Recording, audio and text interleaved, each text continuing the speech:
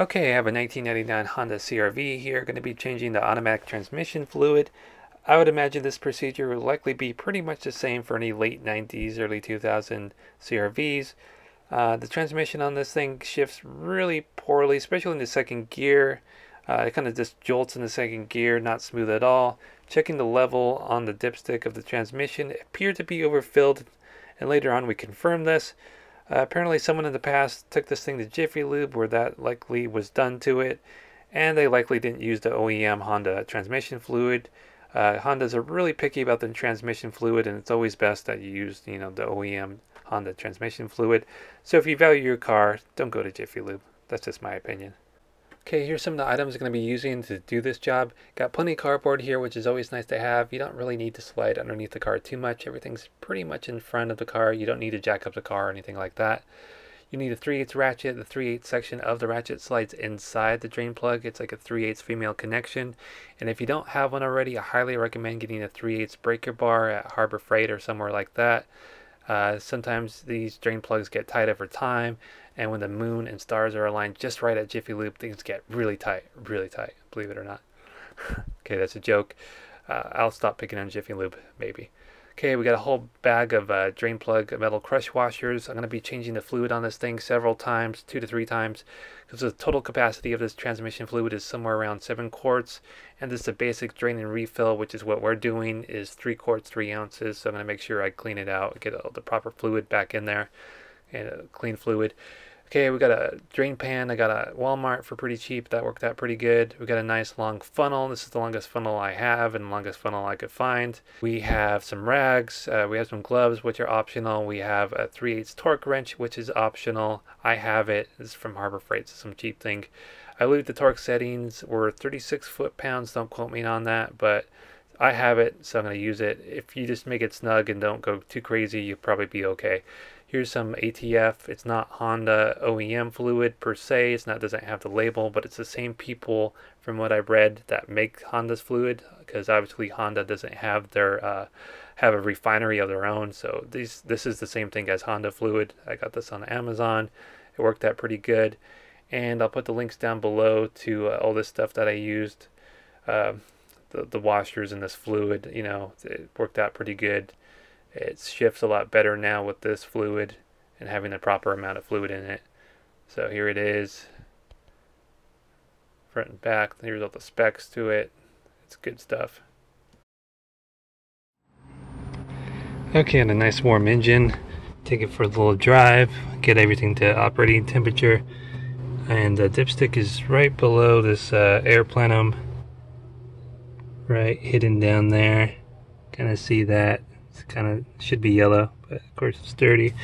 Right, that thing right there. Careful, the engine's hot, and we're gonna check our fluid to get a baseline.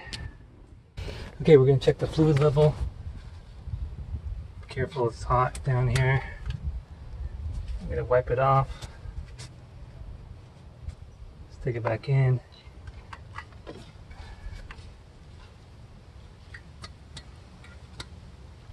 One, two, three. And I've checked this before. It's a little difficult to tell because the fluid's nice and clean, but let's see. Yeah, in my opinion, it's the fluid level should be in between these two marks when it's hot, or when it's hot at the upper section. As you can see, we might be a little over that. So in my opinion, it might be a little bit overfilled. So be careful when you go to Jiffy Lube. They kind of do silly things there. Outstanding. So we got a baseline here. So now we could go ahead and start draining. Okay, on the passenger side, underneath the car, your drain plug bolt is right down here for the transmission, and you stick your 3/8 ratchet in there and loosen it counterclockwise. Alright, cardboard down, put your drain pan underneath there, get your ratchet on there,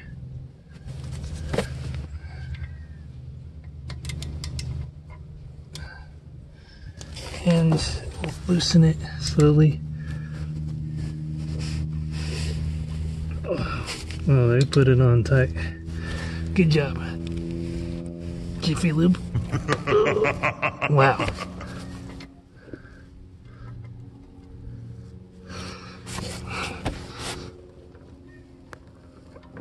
What the heck?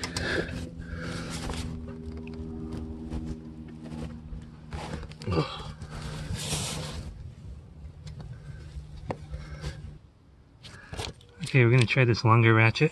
See if we get more leverage on it.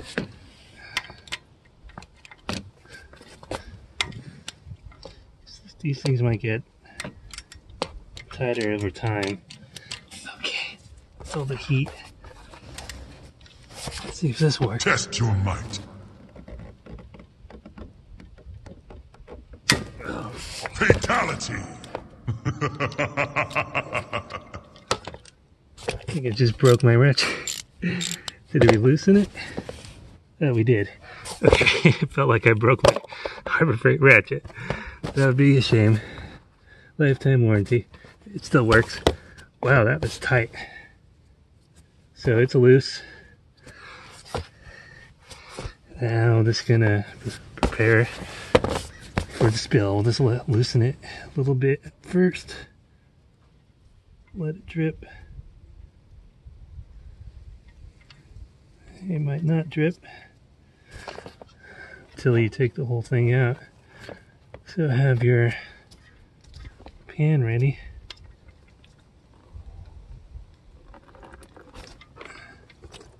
There you go. We'll take out the dipstick, let it air out that way. There's our drain plug. Looks like they have a magnet on it. That's good. Take out our dipstick, let it air out that way. Yeah, it definitely flows a lot better with the dipstick out. Should have done that first. And we'll let it drip there. Adjust your pan. Okay, we got our drain plug. Just letting it drip for now. And might need a little pocket screwdriver to loosen this washer. And get a rag and wipe the magnet on here, all its metal shavings off of it. I'll get another clean rag and clean it off a little better. And we'll take this washer out. And I bought a bag of transmission crush washers on Amazon. And let's see if this is the right one. Yeah, it looks good. Looks like the right washer for it. Let's see, has a little wiggle. Okay, we got our drain plug all cleaned off. So what we'll do is we'll take some fluid, a little fluid, and lube the washer a little bit, so that way it goes on a little smoother. Doesn't bind up as you tighten it up so much. Just lube that a little bit. And you know, there'll be some still dripping out obviously, but make sure we get this lubed up a little bit, and we'll screw this back on. Got our torque wrench. You know, you don't have to use this. I'm just going to try using it. I mean, this is just a $10 Harbor Freight torque wrench. I have it. I believe the torque spec is 36 foot-pounds, don't quote me. That's just what I found on the internet. I don't really have the service manual for this. We'll wipe up thread area. It's mostly stop dripping. Screw it back on by hand. Till it's seated. Get this on.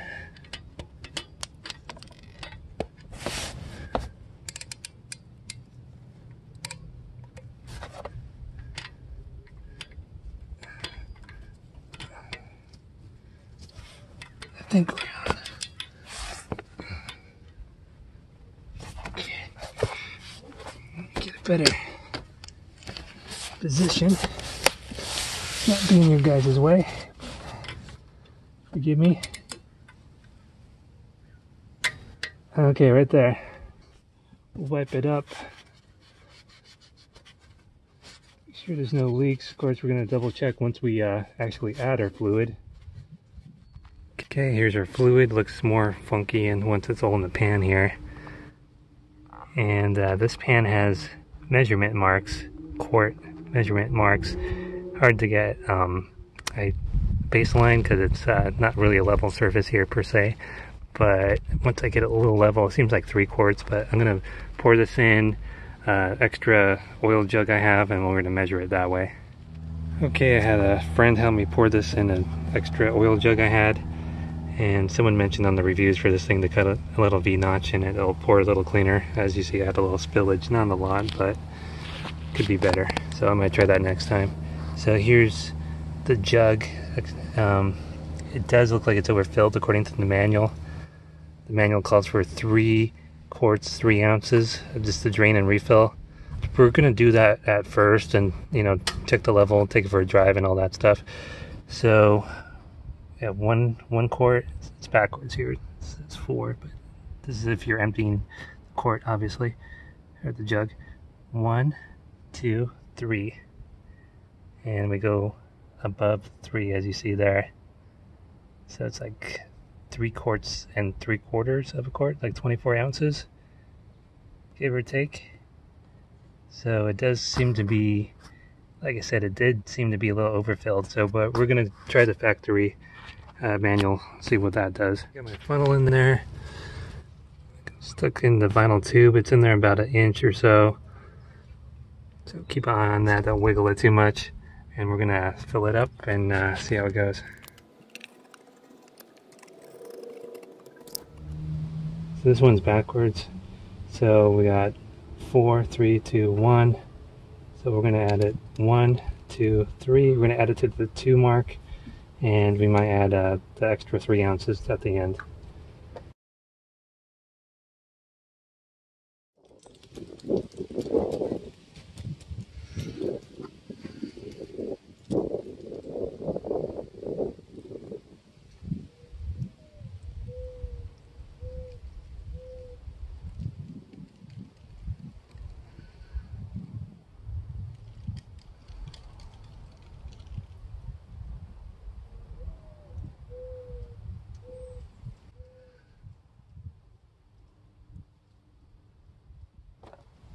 Okay, we added our 3 quarts, 3 ounces. So we just did that one little bit there. Just kind of guesstimate the 3 ounces. Take it for a drive and see how it works. We'll check it again after it gets nice and heated to operating temperature. And if it needs more, it needs more, but I don't think it's going to need any more. Check below for leaks, and we look good. And it's good to use a new washer every time. Okay, gonna check the level here. Went for a little drive, warmed up the engine, transmission if you will. Gonna wipe it down. Stick it back in there. Let it set for a few seconds. It's hard to see on camera, but I like to look at the back side. Follow the wet mark to the front side, so it's pretty much perfect.